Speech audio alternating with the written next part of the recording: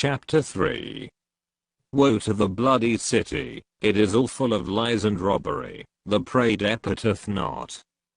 The noise of a whip, and the noise of the rattling of the wheels, and of the prancing horses, and of the jumping chariots. The horseman lifteth up both the bright sword and the glittering spear, and there is a multitude of slain, and a great number of carcasses, and there is none end of their corpses, they stumble upon their corpses. Because of the multitude of the whoredoms of the wealth of a harlot, the mistress of witchcrafts, that selleth nations through her whoredoms, and families through her witchcrafts. Behold, I'm against thee, saith the Lord of hosts, and I will discover thy skirts upon thy face, and I will show the nations thy nakedness, and the kingdoms thy shame. And I will cast abominable filth upon thee, and make thee vile, and will set thee as a gazing stock. And it shall come to pass, that all they that look upon thee shall flee from thee, and say, Nineveh is laid waste to all bemoan her. Whence shall I seek comforters for thee? Art thou better than populous No, that was situate among the rivers, that had the waters round about it, whose rampart was the sea, and her wall was from the sea? Ethiopia and Egypt were her strength, and it was infinite. Put and Luban were thy helpers.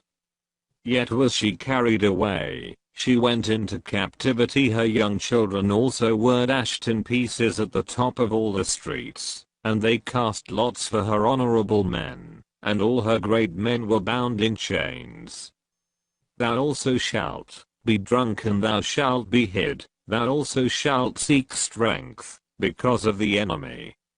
All thy strongholds shall be like fig trees with the first ripe figs, if they be shaken, they shall even fall into the mouth of the eater.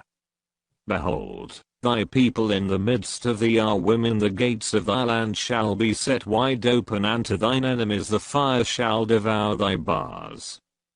Draw thee waters for the siege, fortify thy strongholds, go into clay, and tread the mortar, make strong the brick kiln.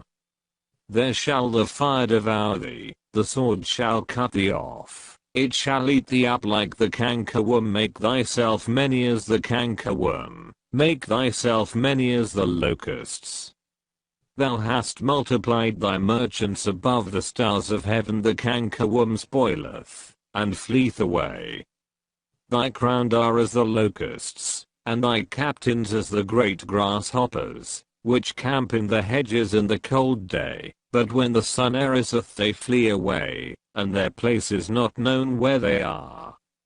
Thy shepherds slumber, O King of Assyria, thy nobles shall dwell in the dust, thy people are scattered upon the mountains, and no man gathereth them. There is no healing of thy bruise, thy wound is grievous, all that hear the bruit of thee shall clap their hands over thee, for upon whom hath not thy wickedness passed continually?